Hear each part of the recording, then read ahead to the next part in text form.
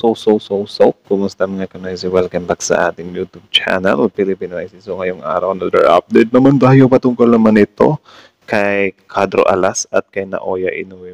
So, yan ang video ito ay mula kay Mas May Alam TV. So, supportahan nyo yan. Tapos, yun, meron itong pamagat na sa wakas, Inoue pumalag na, alas may tatlong kondisyon. So, ano kaya yung nandito, men? So, ito, bibigyan natin ng reaction ng video to, men, ano? Tapos, yun, under fair use law. So, yeah, panonoorin natin, magbibigay tayo ng komento, and then, yun.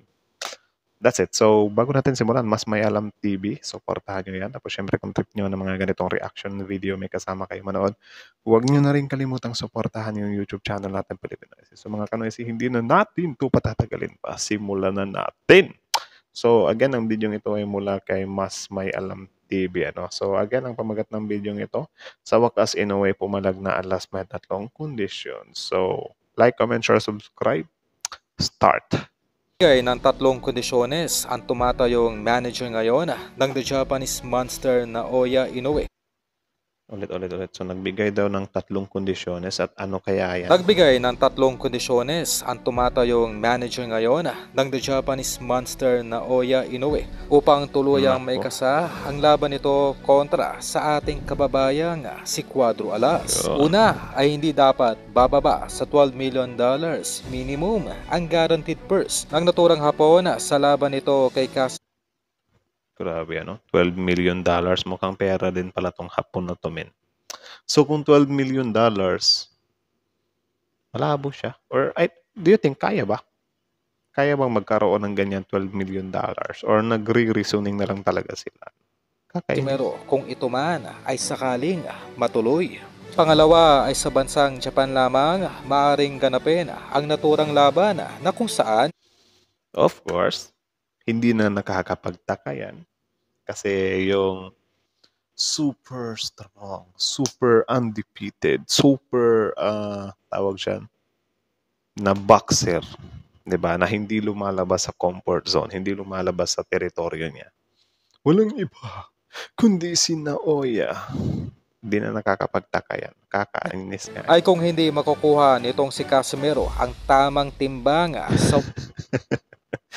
Ngayon ko lang nakita to, men. Tamang trip lang din tong si Cuadro. Grabe yung weigh-in. Ganun na lang. Napakakwela din. 122 limit ay otomatikong kanselado ang laban at makukuha pa rin ng buo ng nasabing Hapon ang 12 million guaranteed. Takot na takot talaga si Inoue kapag lumampas sa timbang . Biruin mo, auto-cancel kapag sumobra ka sa timbang. Auto-cancel tapos yung pera daw ay mapapanalunan niya pa rin. Lakas ng trip Sigurista. Pangatlo, bilang A-side ay ang kampo nitong si Naoya Inoue ang siyang mamimili ng mga hurado at referee para sa nasabing laban na kung... Huy! Anak ng tokwa ka. Seryoso ba? Siya yung mamimili sa laban nila ni Alas. Anong tingin niya kay Alas, min? Diba? Hindi naman si Alas na parang ano nga yung tawag dyan, yung paghahamon niya is more on in a trash talk way nga lang, diba? Hindi naman undefeated si Cuadro Alas para ganyanin niya na kontrolin niya lahat ng judge pati referee. Anong pinaghahandaan ng kumig na to? Saan ipagbabawal ang mga foreign judges sa madaling salita mula sa seleksyon ng referee, judges at doktor na kukuha ng blood samples ay ang kampo nitong si Naoya Inoue pa rin ang siyang magpapasya. Ang pangit ng ganun, parang napakadugas ng ng nasabing mga kondisyones ay pinarating mismo ng manager ni Naoya Inoue sa CEO ng Top Rank Promotion na si Bob Arum bilang sagot sa bilyonaryong si Chavit Singson na siyang nagsisilbing handler ngayon ditong si Cuadro Alas. Kung Inoue takot na takot.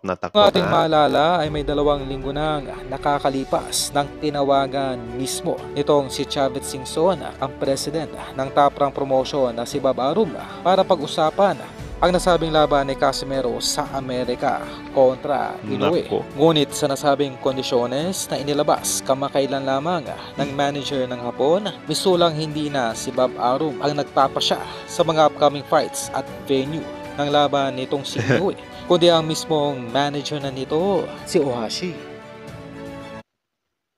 Wow ha. Grabe.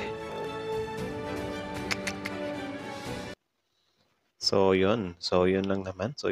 So, again, mga kanoises, so bago nyo iwan yung channel natin, Mas May Alam TV, supportahan nyo yan. Original video in the description box below. Tapos, syempre, bago nyo iwan yung channel natin, huwag na rin kalimutang supportahan yung YouTube channel natin. Philippines. So, like, comment, share, subscribe. So, kita nyo naman yun, men. Iba din tong iba din yung karakas ni The Monster na Oya Inoue. Ewan ko kung mala monster pa ba yung niya? Mala monster pa ba yung dapat na pangalan na hinahawakan niya sa dami ng kondisyones?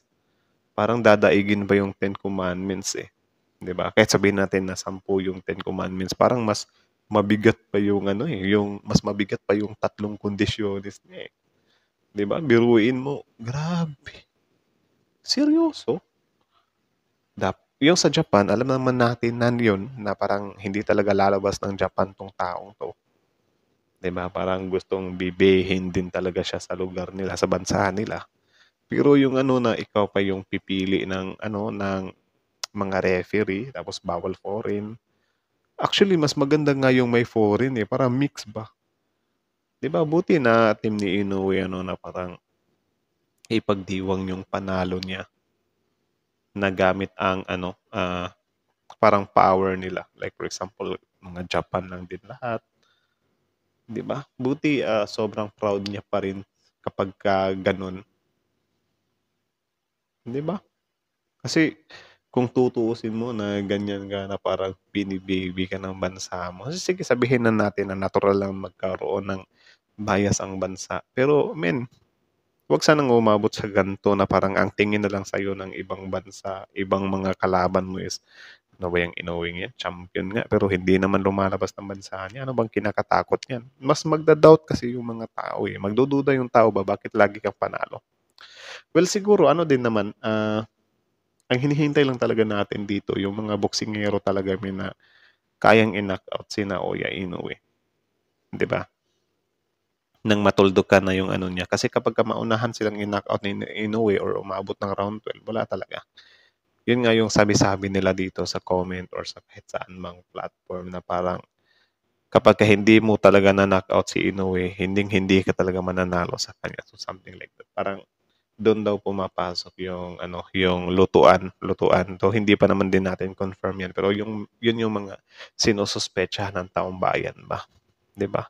Tapos yung naman, yung sa timbang, of course, given na yun, din naman talaga, dapat may power din naman talaga sila noon na parang kapag lalagpas ka sa timbang is talaga, cancel. Kasi din naman talaga yon, dapat may disiplina ka din naman talaga sa timbang. Pero ang niya doon, yung makukuha niya pa rin yung pera ba. So, siguro if ever,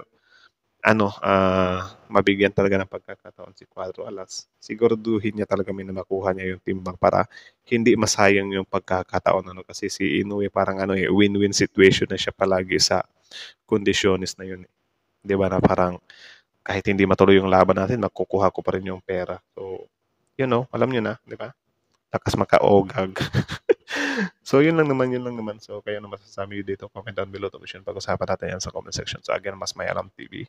Filipinize, like, comment, share, subscribe. Filipinize is up.